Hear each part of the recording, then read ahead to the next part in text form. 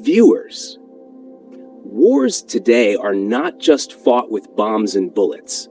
The real battles are now fought in stock markets, within the minds of global arms manufacturers and major capitalists. When Pakistan claimed to have shot down India's advanced Rafale fighter jet, it wasn't just an aerial success, it had visible ripples in the global market. Shares of the French company Dassault Aviation started to drop, while China's Chengdu Aircraft Corporation, the maker of the J-10C, saw its stock prices soar. This wasn't merely a military clash between two countries. It was a technology war, where the real weapons are now trust and performance. Think about it. India's expensive defense deals with Israel and France, and Pakistan's strong strategic partnership with China. Are these just for the battlefield? Or is the real game about influencing global markets? The question is, do skirmishes between India and Pakistan boost the global arms trade? Did Rafale's failure damage France's reputation? Has China proven its edge with the J-10C? And most importantly, are modern wars now won not on the battlefield, but in the stock exchange?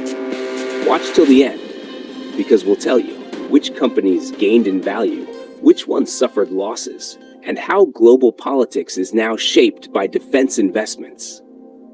This isn't just an arms race, it's a silent economic war where trust sells more than firepower. Viewers, when the drums of war beat, every loss is dismissed as just another casualty. We saw this mindset again during the recent conflict, when officials casually said, "Losses are part of war." BBC Verified confirmed 3 videos showing wreckage allegedly from French-made Rafale jets, currently in use by the Indian Air Force. An American official, speaking to Reuters on condition of anonymity, claimed at least one of the downed jets was a Rafale. A French intelligence source also confirmed this to CNN. Pakistan's claim: Pakistani officials stated they shot down 3 Rafale jets. India, however, denies this, with Indian media only vaguely confirming the loss of 1 aircraft. Background: following the 2019 Indo-Pak tension, India acquired 36 Rafale jets from France's Dassault Aviation. Meanwhile, Pakistan obtained at least 20 advanced J-10C fighter jets from China, equipped with state-of-the-art PL-15 missiles. Pakistan Air Force's Deputy Chief of Air Operations, Air Vice Marshal Aurangzeb, confirmed that JF-17, F-16, and J-10C jets participated in the recent operation. However, he declined to comment on the use of PL-15 missiles. Impact on global arms market. We looked into the companies supplying arms to India and Pakistan. According to Bloomberg's report on May 7th, Chinese defense companies saw a stock surge amid rising tensions. On May 8th, CNBC reported that Chengdu Aircraft Corporation's shares rose 6% in Hong Kong and 16% in Shenzhen, the largest spike since October. That was the day Pakistani authorities claimed they had downed multiple Indian jets in response to Operation Sundoor. China's role: Chengdu Aircraft Corporation is not only behind the J-10C, but also co-produces the JF-17 Thunder with Pakistan. The company has developed various jets like the J-5, J-7, J-9, and the Stealth J-20. Arms import data. According to the Stockholm International Peace Research Institute, 81% of Pakistan's defense imports over the past 5 years came from China.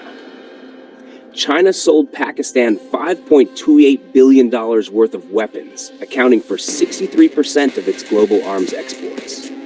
Chinese media also reported that Pakistan is interested in purchasing the FC-31 stealth fighter. France's loss.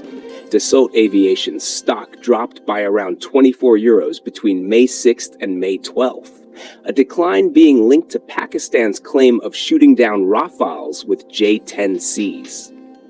Founded in 1929, Dassault produces not only Rafale jets, but also military, business, and space aircraft. India's dependency. Since the 1980s, India has relied heavily on France, starting with Mirage 2000, then up toes in 2005, 36 Rafales in 2019, and now a deal for 26 more Rafales signed for 2025. Israel's involvement. Israeli defense company, Israel Aerospace Industries, also saw stock gains. On May 9th, Israeli media reported that the defense industry was closely monitoring Indo-Pak tensions. India allegedly used Harap drones in Pakistani territory, while Pakistan claimed to have shot down 85 drones. India accused Pakistan of using Turkish drones for infiltration, though no evidence has been presented. Viewers, in the race for arms, rising war tensions, and global politics, somewhere amidst it all, human lives, economies, and the dream of peace are buried. Are we heading toward a world where war profiteering has become more valuable than peace itself? For years, Pakistan has consistently advocated before the international community that all disputes with India, especially the Kashmir issue, should be resolved through neutral investigation and arbitration. Time and again, Pakistan has urged global forums to appoint impartial entities to uncover the truth. But India has continuously avoided this and has yet to provide any credible evidence. Recently, an international report cited Israeli defense sources, revealing that last year, India purchased nearly $15 billion worth of weapons from Israel. This has turned India into a highly profitable market for Israeli defense companies. According to the report, the Israeli firm Elbit Systems supplies Harap drones to the Indian Army, and a plant in Hyderabad manufactures these very drones. Under this partnership, when Hamas attacked Israel on October 7th, India promptly supplied raw materials and drones, openly supporting Israel. However, this defense cooperation didn't escape global scrutiny. Following ceasefire announcements and diplomatic efforts between India and Pakistan, a noticeable decline in Israeli defense company share prices was observed. As per Reuters, India is the largest buyer of Israeli weapons. But the reality is grim. The same Indian Air Force that once proudly acquired Rafale jets has now seen 3 of them crash and 85 drones destroyed. India is now struggling to bear the financial burden and faces embarrassment on the global stage. In the past decade alone, India has bought $2.9 billion worth of military equipment from Israel, including radars, surveillance drones, and missiles. According to the Stockholm International Peace Research Institute, between 2021 and 2022, India purchased $37 billion in military hardware from around the world, including $21.8 billion from Russia, $5.2 billion from France, and $4.5 billion from the US. Experts suggest that competition in military technology and its effectiveness has caused certain defense company stocks to rise while others fell. Samila Tariq, director of research at Pak Kuwait Investment Company, stated that recent air skirmishes between India and Pakistan significantly impacted the stock positions of defense companies in both countries. According to her, Dassault Aviation, the manufacturer of Rafale jets, underperformed, while China's Chengdu Aircraft Corporation showed better results, affecting their respective stock values. Sana Tawfiq, head of research at Arif Habib Limited, commented that investor confidence in Rafale jets has declined, while Chinese military tech is gaining market ground. However, she added that after an initial surge, Chinese company shares faced a minor decline, a technical correction caused when investors sell after excessive buying to secure profits. Dr. David Cook, co-founder of The Smart Investor, believes that cross-border conflict news certainly influences defense stock prices. However, he also notes that when companies benefit from war situations and their shares surge, investors often see it as ethically questionable. Viewers in all this, the most important question remains: will the world continue prioritizing defense trade over humanity? Will India and others ever accept neutral investigations? If we choose the path of arbitration and truth, perhaps a new hope for peace in the region can arise. Wars aren't just fought on the battlefield, they're fought in the marketplace too. Today, the world stands at a strange crossroads. With each passing day, international tensions rise, and the demand for military hardware is no longer temporary. It has become permanent. Investor explains that governments across the globe are increasing their defense budgets. These decisions are not made in days or weeks. They stem from years of planning and investment.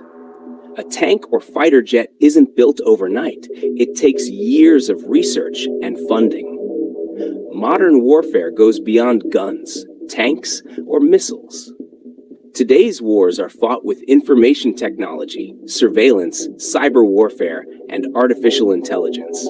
In many cases, stealing data or paralyzing systems proves more effective than firing a bullet. When we asked a stock market analyst based in Singapore about the recent performance of China's Chengdu Aircraft Corporation, he stated that the company's shares, known for producing jets like the J-10C, have seen consistent growth, driven by expectations of increased Chinese defense spending. David Grouch, a strategist with Quantum Strategy, adds that if tensions between India and Pakistan escalate, China will likely support Pakistan through defense exports, further boosting Chinese company shares. A new war, a new front. According to the International Institute for Strategic Studies, global defense spending reached $2.46 trillion in 2024 alone. Countries across Asia, the Middle East, Europe, and North Africa have increased their defense budgets dramatically, and this trend is expected to continue in 2025. Let us remember, today's wars are not only of weapons, but of economics, information, and psychological pressure. When a fighter jet crashes in battle, it's not just an enemy downed.